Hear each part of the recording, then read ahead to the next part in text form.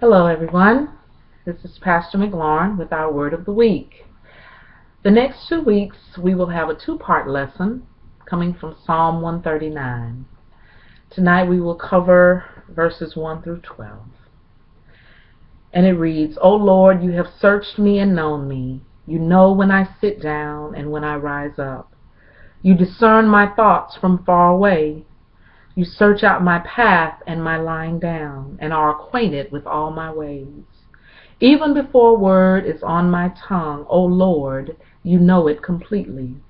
You hem me in, behind and before, and lay your hand upon me. Such knowledge is too wonderful for me. It is so high that I cannot attain it. Where can I go from your spirit, or where can I flee from your presence? If I ascend to heaven, you are there. If I make my bed in Sheol, you are there. If I take the wings of the morning and settle at the farthest limits of the sea, even there your hand shall lead me, and your right hand shall hold me fast.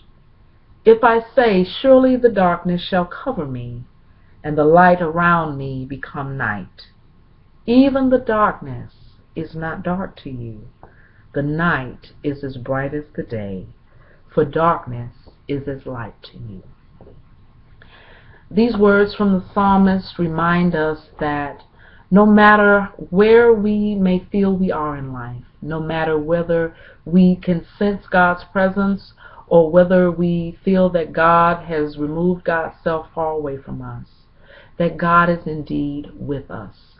In fact, the psalmist tells us there is nowhere we can go where God is not. If we ascend to the highest mountaintops, and that can mean the highest points in our lives, where we are our happiest, where we are our most joyful, where we feel ourselves most in the right place, where we are assured that we are God's child and that we have a great future, a great destiny. And also into the deepest pits of Sheol, which means the lowest parts of our lives. And Sheol was the biblical allegory for what we would call hell, where the devil resided. Even there, when we feel ourselves at the lowest points of our lives, where we feel like nothing is going right, where we may feel like God has deserted us or abandoned us, or maybe that we are not worthy of God's presence. Even in that place, the psalmist tells us, God dwells there. There is nowhere that we can go that God is not.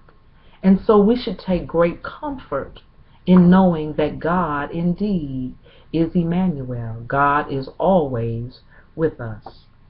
And the psalmist tells us that not only is God with us, but God knows us.